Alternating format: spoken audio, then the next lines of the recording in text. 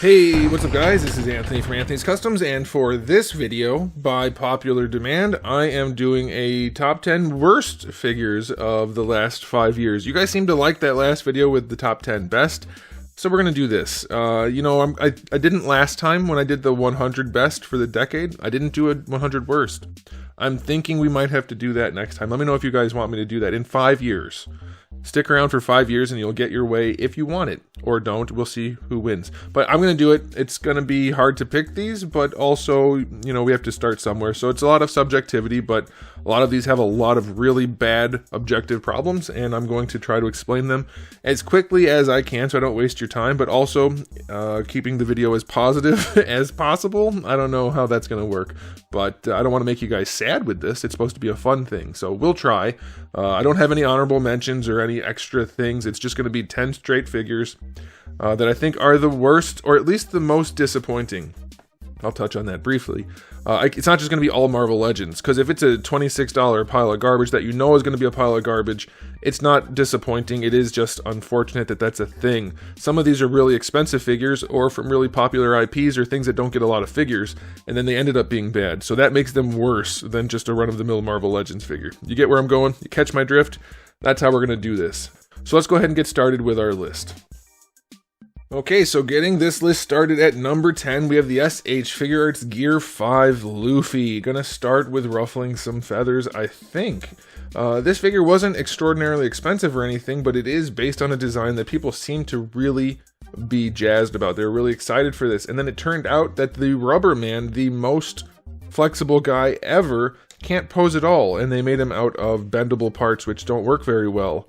And he just can't pose. And on top of that, his parts fall off. Like, why did they do the smoke thing around his neck the way they did? There's so many things wrong with this figure, or at least so many severe things wrong with this figure, that it's like easily one of the most disappointing things they've ever released. And that's not to say that the One Piece line has been stellar. It's been pretty bad in general, but this one takes the cake. How do you have the titular character? I don't know if you can say that if his name's not in the title. Anyway, how do you have the main character, who's a rubber man, not be posable? Even the bendy parts weren't very bendy. Very, very disappointing overall. One of my most disappointing figures personally, but objectively, things get so much worse. Coming in at number 9, we have the Square Enix Bring Arts Sephiroth. Now, at this point, everybody knows the Square Enix figures are grossly overpriced and usually underwhelming. But this Bring Arts line, at least for the Final Fantasy guys, has been incredibly bad. Cloud wasn't the worst thing I've ever seen, but Sephiroth takes the cake. He is terrible. Really high price point, even without NFT stuff, really high price point.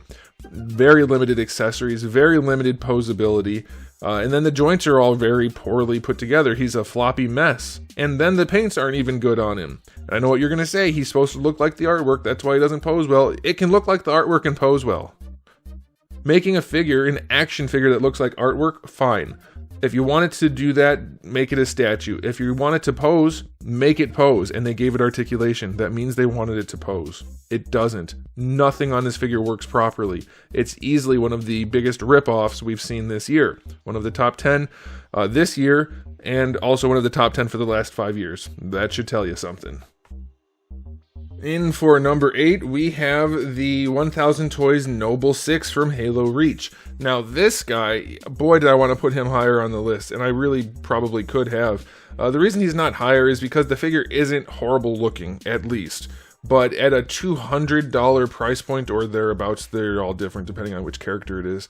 It's so grossly overpriced, it's amazing. They say it's a painted figure, but it has almost no paint.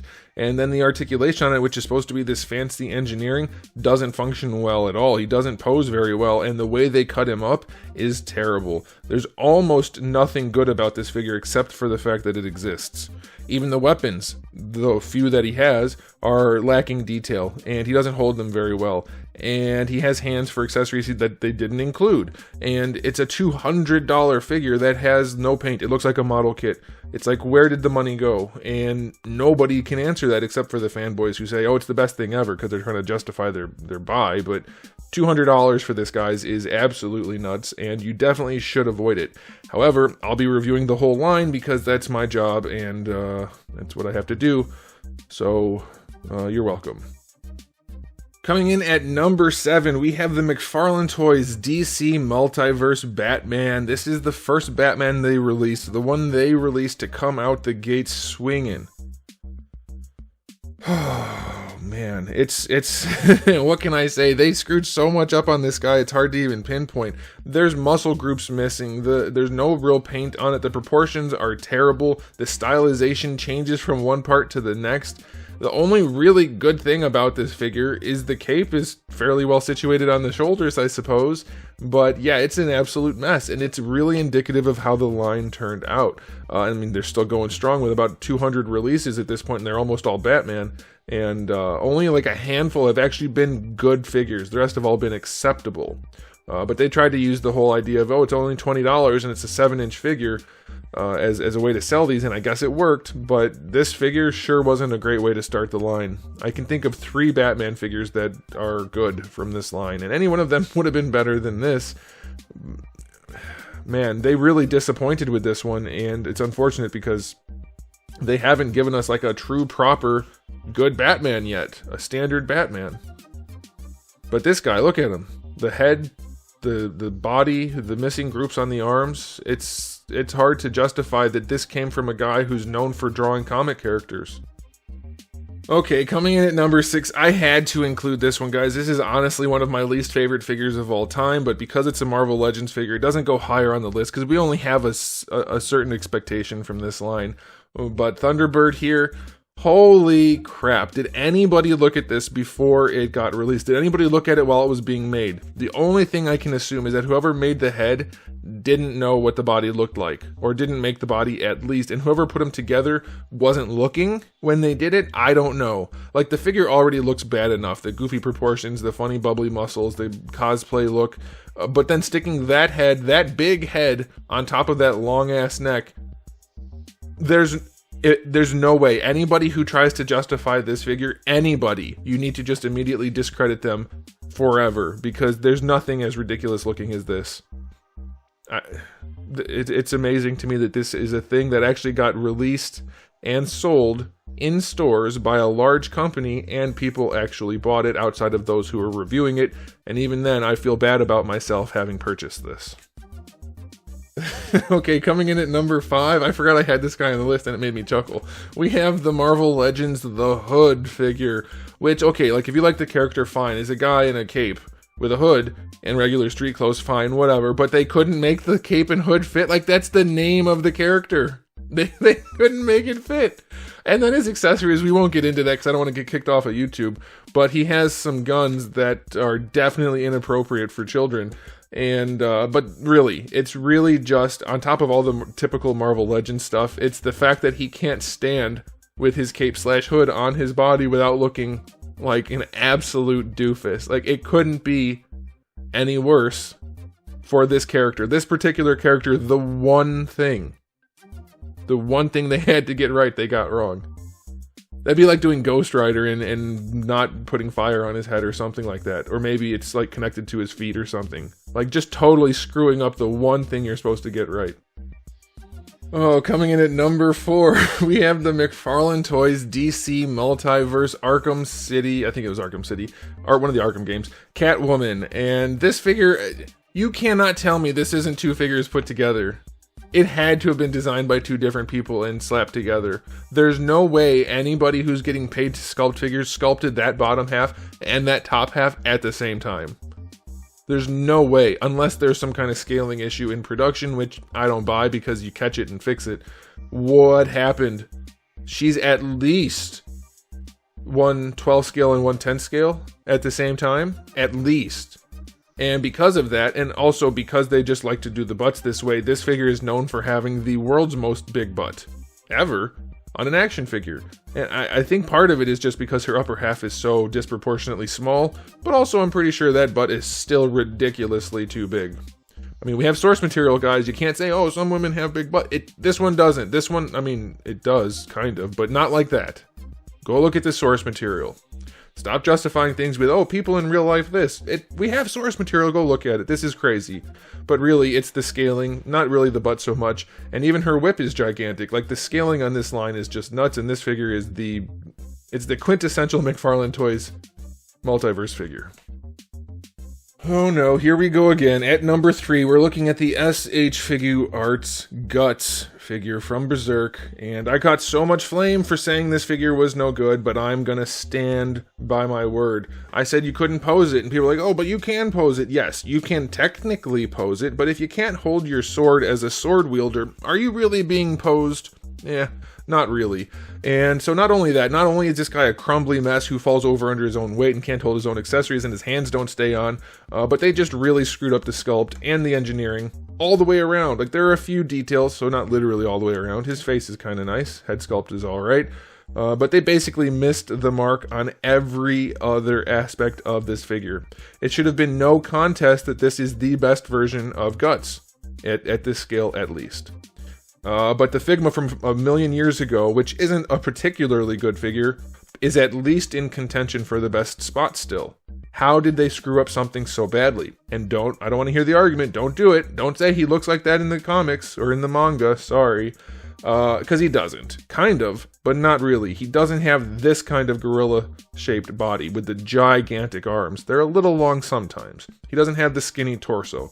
He doesn't fold under his own weight. That's also kind of a key factor here.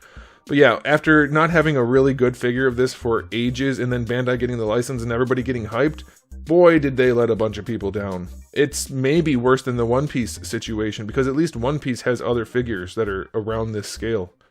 Man, this is disappointing.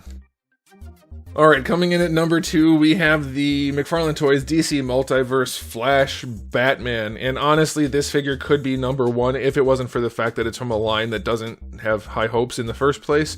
But this is easily one of the ugliest things ever produced by anyone in any industry ever, of all time.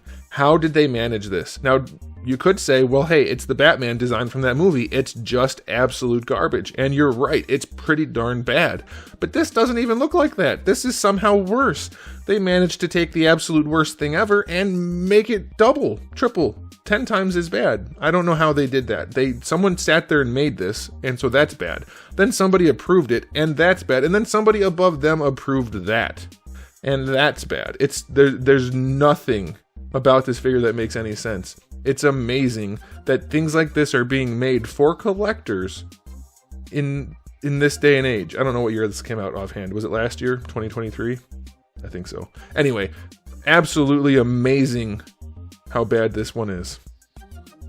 And finally, coming in at number 1, I think to no one's surprise, we have the Beast Kingdom Recovery Suit or Black Suit Superman, which I have to say, wholeheartedly, with all the conviction I can muster, is the most ridiculous thing that's supposed to be good, by the way, like not a prank gift or something like that. It's the worst thing I think that has ever been made as a collectible. It's nuts. I'm almost speechless just thinking back. I forgot it was on the list, honestly, and then I got to here and it's like, oh boy. I think I remember the suit was actually not terrible material-wise, I'll give it that. But you're looking at it. It looks like Amigo and a Mezco had a baby and then they threw it in a blender. I don't know what happened with this. I honestly don't have anything to say, really, other than just look. Just look at it. The proportions are weird as hell. The sculpt is weird as hell. Who's this marketed towards? It's not the Mezco fans, because it's nowhere near their quality. It's not the Mego figures, because it doesn't look like that.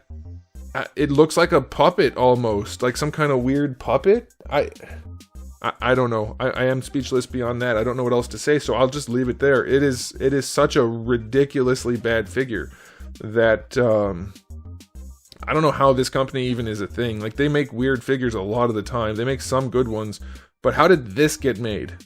I don't know their structure, but somebody approved this along the lines.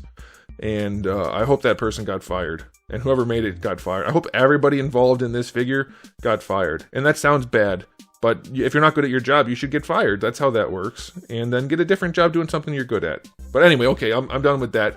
Good luck to all those people that got fired, hopefully, and don't make anything like this ever again. Alright guys, that's it. That's our list for the top 10 worst figures of the last 5 years. Now, obviously there could have been a ton of other figures on this list. It could have been in different orders. You know how these lists go. It's the best we can come up with at the time. And when I say we, I mean me. I did it for you guys, but you weren't involved. So, since you weren't involved, why don't you let me know in the comment section below which figures you think were the worst of the last 5 years. Or maybe you like my list, or maybe you'd rearrange it. Either way, let me know. We'll talk about it down there. But that'll do it for this. I do have at least a few more top 10 videos coming by the end of the year, probably before Christmas. They're going to be specifically 2024, so keep an eye out for those. But that'll do it for me. So thanks for watching, guys. If you enjoyed the video, please give it a thumbs up. If you didn't, give it a thumbs down. And if you haven't subscribed, you should. I have new videos just about every single day, and thousands already on the channel. So make sure you come back for all of that. And in the meantime, keep collecting.